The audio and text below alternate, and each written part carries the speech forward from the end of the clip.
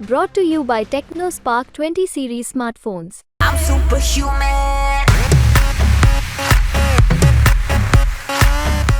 मध्य प्रदेश के खजुराहो संसदीय क्षेत्र में बम्पर वोटिंग हो रही है। मतदाता निकल रहे हैं। हमारे साथ पूर्व मंत्री बृजेंद्र प्रताप सिंह हैं, जिन्होंने परिवार के साथ अपना आकर मत डाला है। उनसे सीधी बात करेंगे। डॉक्टर साहब, क्या पहली प्रतिक्रिया क्या होगी? आपने मत को अपना जो है, मैं ये मानता हूँ कि आज 6 लोकसभा क्षेत्र के अंतर्गत हमारा चुनाव इलेक्शन हो रहा है और वोटिंग परसेंटेज भी आज सुबह से लाइन लगी हुई है, तो उससे ये भी सिद्ध हो रहा है कि हमारा परसेंटेज वोटिंग का अच्छा जाएगा। और आप देख रहे हैं कि खजुराहो लोकसभा तो एक तरह से न सामने विपक्ष है और न जो विपक्ष के द्वारा सपोर्टेड, जो भी कांग्रेस के द्वारा सपोर्टेड कैंडिडेट था उसका भी फॉर्म रिजेक्ट हो गया है। तो मैं मानता हूँ कि भारतीय जनता पार्टी को एक ऐतिहासिक विजय यहाँ पर मिलेगी और इसलिए वोटिंग परसेंटेज जितना अच्छा होगा उतनी तगड़ी विजय हमें मिलने वाली है। इस बार के लोकसभा चुनाव में भाजपा किन मुद्दों को लेकर चुनाव मैदान में? सबसे बड़ा मुद्दा हमारा विकास को लेके है और गरीब जन कल्याण के द्वारा गांव-गांव तक, घर-घर तक पहुंचाई गई हैं। ऐसा कोई घर नहीं होगा जहां पे हमारा हित लाभ लेने वाला कोई ना कोई लाभार्थी ना हो और इसलिए गरीब कल्याण की योजनाएं भी चली हैं।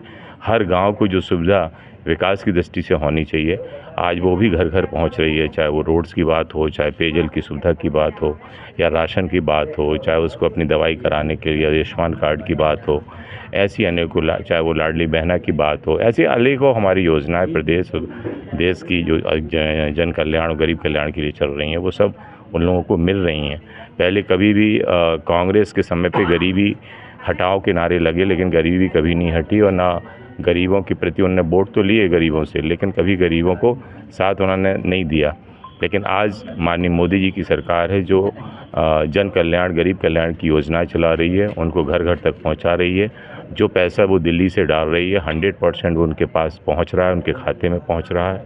और इसलिए मैं मानता हूं विकासवादी एक हमारा मेन एजेंडा है, जो डेवलपमेंट चाहे वो व्यक्ति का हो चाहे क्षेत्र का हो, ये होना चाहिए और उसको लेके हमारे माननीय मोदी जी पूरा काम कर रहे हैं पूरे देश के अंदर। खजुराहो संसदीय क्षेत्र में इंडिया गठबंधन का प्रत्याशी मैदान में है। किस तरह से मुकाबला देख रहे हैं इधर? अब मुझे तो ये लगता है कि पहले तो कांग्रेस पलायन कर गई। दूसरी बात, इंडिया गठबंधन ने जिसको सपोर्ट किया था उसका भी फॉर्म रिजेक्ट हो गया, करवा लिया गया, क्योंकि उसने इस तरह से त्रुटियां की कि बुलाने पे भी नहीं उसने पूर्तियां की, तो वो जानबूझ के उसने अपना फॉर्म रिजेक्ट कराया। और अब जो कैंडिडेट बचे हैं, अब उनका ठीक है, क्योंकि चुनाव होता है, कोई भी लड़े और उसमें कंपटीशन तो होता है, लेकिन हमने कहीं पे भी कोर कसर नहीं छोड़ी। आपने देखा होगा हमारे राष्ट्रीय स्तर के नेता भी हमारी इस लोकसभा सीट पे आए, प्रदेश स्तर के भी नेता यहाँ पर आए। हमारा बूथ पे जो काम होना चाहिए, जो क्षेत्र में हमारा काम होना चाहिए, विधायकों के जो दौरे होने चाहिए, गाँव-गाँव में जो जनसंपर्क होना चाहिए, सब ने किए और इसलिए मुझे पूरी उम्मीद है कि हम प्रचंड बहुमत से हम खजुराहो लोकसभा को जीतेंगे। मध्य प्रदेश का अगर चर्चा कर ली जाए तो मध्य प्रदेश 29 लोकसभा सीटें हैं। क्या लग रहा है इस बार? पिछली बार एक सीट कम हो गई थी, इस बार क्या उम्मीदें लग रही हैं? इस बार तो 29/29 मिलने वाली हैं। पूरा इसमें एक भी हमारी नहीं घटने वाली, सभी हम सीटें जीतेंगे। सरकार केंद्र में नो डाउट हमारे माननीय प्रधानमंत्री मोदी जी की सरकार बनेगी, भारतीय जनता पार्टी की सरकार बनेगी। लेकिन कांग्रेसी तो कह रहे हैं 150 भी करेंगे। अब उनका कहना वाजिब है, क्योंकि विरोध नहीं बताएगा तो क्या हमारे फेवर में बोलेगा।